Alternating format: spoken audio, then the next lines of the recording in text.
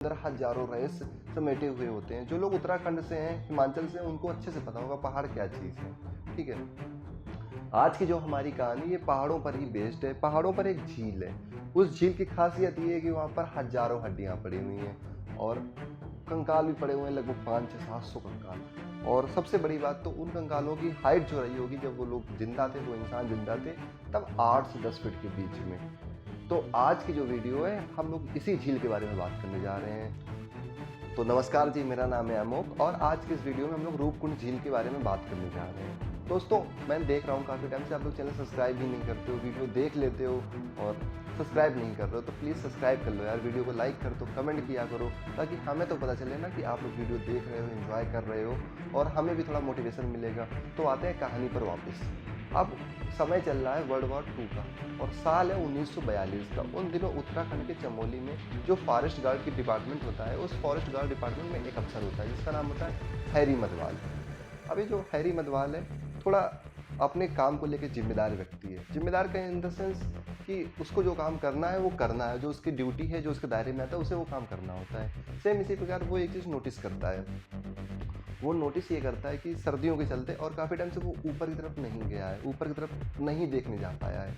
अब उसको ऊपर देखने जाना है, लेकिन जब बात करता है, जब मैप देखता है, तो उसको लगता है यार ये मौसम ठीक नहीं है, ऊपर जाने के लिए थोड़ा वेट कर लेते हैं। कुछ महीनों का वो इंतज़ार करता है। अब आ जाती हैं गर्मियाँ।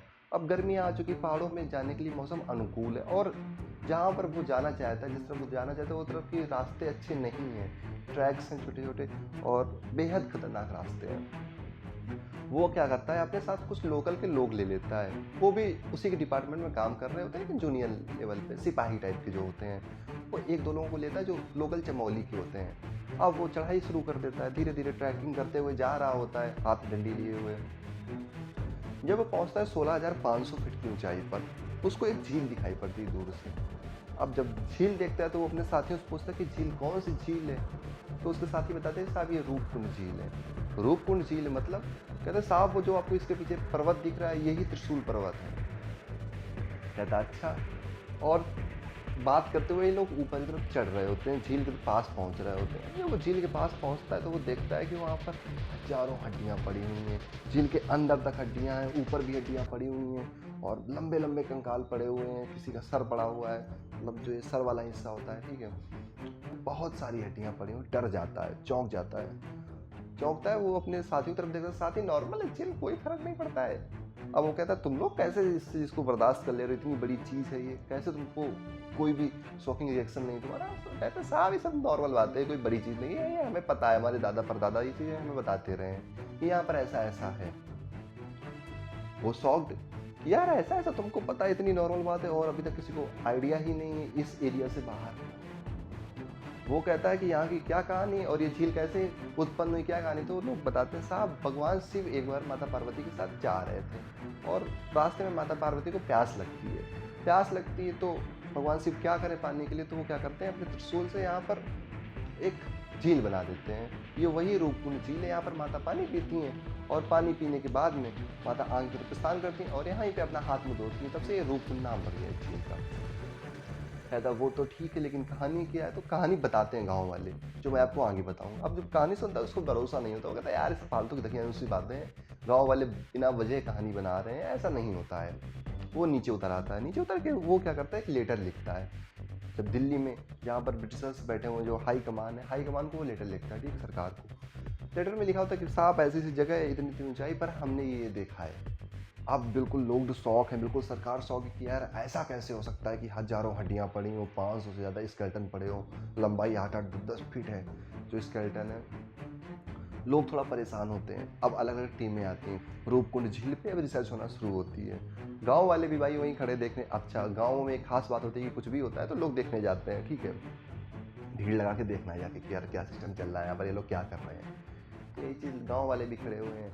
अब सब अपनी अपनी थ्योरी रख रहे हैं सामने। कोई कहता है कि साहब एक बार हो सकता है वर्ल्ड वार के समय में जापानी सैनिक आए हों, जो जापानी सैनिक हैं वो आए हों, भारत में घुसपैठ करने की कोशिश कर रही हैं और ख़राब मौसम के चलते मारे गए हों।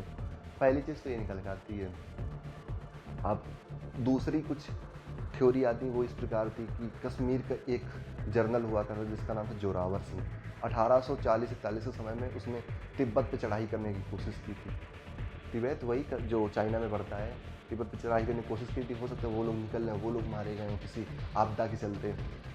बेसिकली वहाँ पर जब कार्बन डेटिंग हो रही थी, कार्बन डेटिंग के रिजल्ट में ये आया कि इनके सबके सर पे चोट लगने से मौत हुई है और ये कंकाल लगभग 13वीं से 15वीं सदी के बीच के हैं, ठीक है।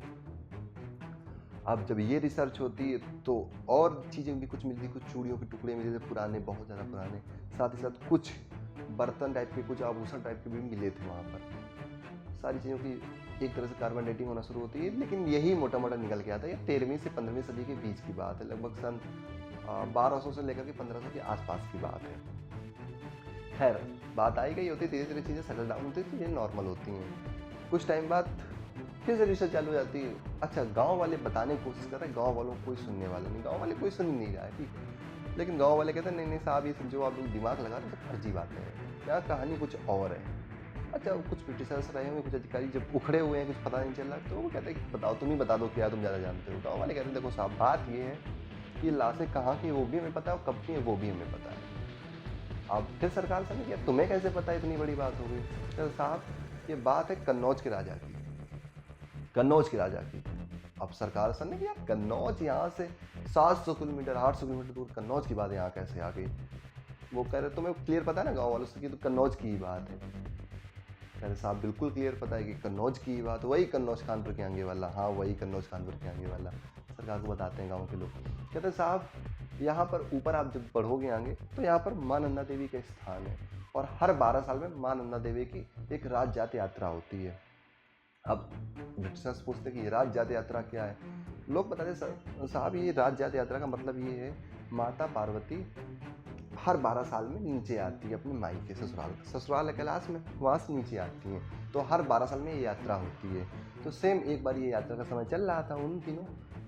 अब जो कन्नौज का राजा था जसधवल, उसकी जो पत्नी थी वो गर्भवती थी और जब गर्भवती थी तो वो लोग ये यात्रा करते हैं आके।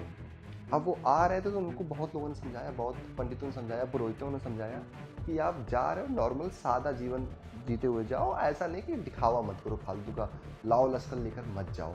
लेकिन राजा नहीं माना, हठी था। राजा कहता नहीं नहीं ऐसा कुछ नहीं, तो मैं जाऊँगा, साथ में गाने वाले बजाने वाले जा रहे हैं, सैनिक जा रहे हैं, सैनिकों के साथ साथ बहुत सारे लोग जा रहे हैं। अब जब ये लोग पहुंचते हैं इस जगह पर, रूपकुंड झील के पास में, जब ये लोग रूपकुंड झील के पास पहुंचते हैं तो यहीं पे वो अपना बम्बू गाड़ के तंबू बांध देते हैं, ठीक है। बम्बू गाड़ा, तंबू बांध दिया, मस्त पार्टी सार्टी चल रही है। पार्टी सार्टी क्या मतलब, अच्छा अच्छा खाना पीना चल रहा है, ठीक है, नाच गाना हो रहा है, आराम से राजा एंजॉय कर रहा है। नंदा देवी का क्रोध ऐसा बढ़ता है, वो कहते हैं कि उन्होंने ओलावृष्टि करवा दी। ओलावृष्टि उस लेवल की कि 2-2 किलो के ओले गिरेगा कि उनके सर के ऊपर, सारे मारे गए वहाँ पर। इसी में कुछ गांव वाले कहते हैं साहब सारे नहीं मारे गए थे, लेकिन उसमें राजा रानी बच गए थे। राजा रानी वापस नीचे आते हैं और नीचे जा करके फिर 12 साल बाद वापस आते हैं, माँ से माफ़ी मांगने। और कुछ लोग इसमें ये कहते हैं कि जो उनकी पत्नी थी वो नीचे ही रुक गई थी, यहाँ तक तो आई थी, उत्तराखंड तक तो आई थी, चमोली में ही नीचे रुक गई थी, राजा ऊपर अकेला आया था। तो अलग अलग कहानी, लेकिन मोटी मोटी बात ये, कन्नौज के ही सिपाही हैं, उन्हीं के ये सेवक हैं राजा जसधवल के। और हो सकता है इसमें राजा जसधवल भी हो और नहीं भी हो, दोनों चीज़ें पॉसिबल हैं। अच्छा, अब ये लोग पूछते बात कब की तुम लोग बता रहे हो, तुम्हें आइडिया है कब की बात है? कहते हैं साहब ये 10वीं सदी के आसपास की बात है, गाँव वाले बात बताते हैं। तो तुमको कैसे पता? बोले साहब मेरा बचपन बीता है, हम लोग तो घूमने आते हैं यहाँ पर, हर 12 साल में यात्रा होती है, तो हमें तो पता ही होगा, हमारे दादा परदादा सब लोग यहाँ आते रहे और बहुत पावन स्थल है, सामने वो त्रिशूल पर्वत रहा। कहते हैं अच्छा। फिर टाइम गुजरा, बाद में फिर ऑक्सफोर्ड यूनिवर्सिटी भी यहाँ आती है 1960 दशक में, वो भी कार्बन डेटिंग करते हैं आके। वो कहते हैं कि ये लोग एक बात तो सही बोल रहे हैं कि सबके सर में चोटें लगी हुई हैं, सबके सर डैमेज हैं। दूसरी बात भी ये सही बोल रहे हैं कि ये 1000 साल पुरानी बात है। फिर लोगों को ये लगता है कि नहीं नहीं ये लोग जो थे वो कन्नौज के ही लोग, तो वही लोग मारे गए हैं, कहानी क्लियर हो गई यहाँ तक। लेकिन अब कहानी में ट्विस्ट आता है सन 1997-98 में, साथ ही साथ 2019 में और 2004 में भी। इन 3 बार अब यहाँ कार्बन डेटिंग होती है, डीएनए टेस्टिंग होती है। डीएनए टेस्टिंग पहली बार होती है 2000 के आसपास। अब जब कार्बन डेटिंग होती है, डीएनए टेस्टिंग होती है, तो कुछ शॉकिंग चीज़ें निकल के आती हैं। उसके रिजल्ट कुछ इस प्रकार थे कि लोग तो ये कन्नौज से ही बिलोंग कर सकते हैं क्योंकि ये उधरी का डीएनए है और ये लोग ग्रुप में भी थे। एक चीज़ तो क्लियर हो गई, इनकी हाइट जो थी वो लगभग 8 से 10 फीट के बीच में थी। और साथ ही साथ इनके साथ भी कुछ लोग और थे, जिसमें से कुछ बिल्कुल माइनस नंबर, 2-4-6 लोगों का नंबर होगा। कुछ लोग इजिप्ट के भी पाए गए, उनका डीएनए यहाँ पाया गया इन्हीं हड्डियों के साथ में। और किसका डीएनए था? तो बताते हैं कि साउथ एशिया में कुछ कंट्रीज़ हैं, जैसे कि वियतनाम, मलेशिया। कुछ मलेशिया के 2-4 लोग भी थे जो यहाँ मरे हुए हैं, जिनकी हड्डी इन्हीं हड्डियों में मिली हुई है।